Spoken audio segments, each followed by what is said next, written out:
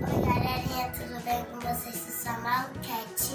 Hoje eu vou gravar um vídeo mostrando meus potes.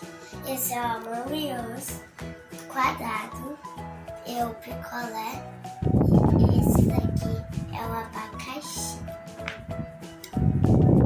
Lembrando que esse aí é o poppet caseiro. Quem fez?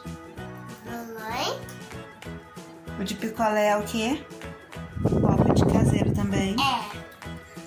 Feito em casa. São nada, tá, gente? E esses são os poppets mesmo. Gente, isso é muito engraçado porque não faz barulho. Mas ele menos faz. O outro. O outro, gente, ele não faz. Gente. Ó, gente, olha o barulho.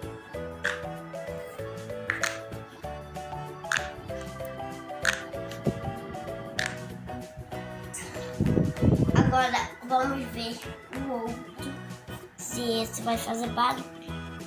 A gente tem que poupar as bolinhas primeiro. Eu não tenho nada bolinha.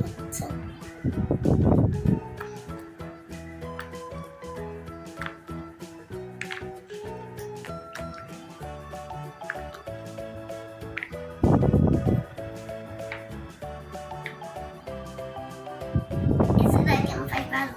Ah, esse faz. Esse menos faz, tá? Ele até que fez um barulhinho. Ó, barulho. Ele faz barulho. Caiu. Caiu. Gente, eu fiz um coração, tá?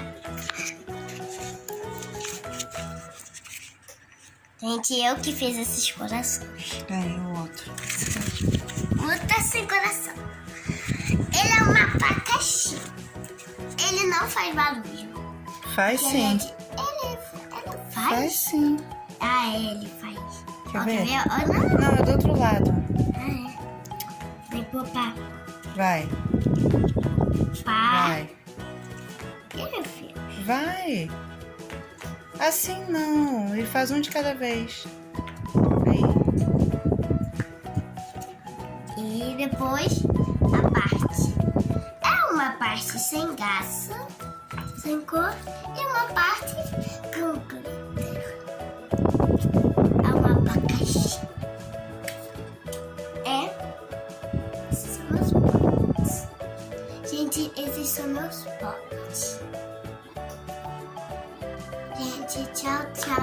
Até os outros vídeos que eu vou fazer, tá?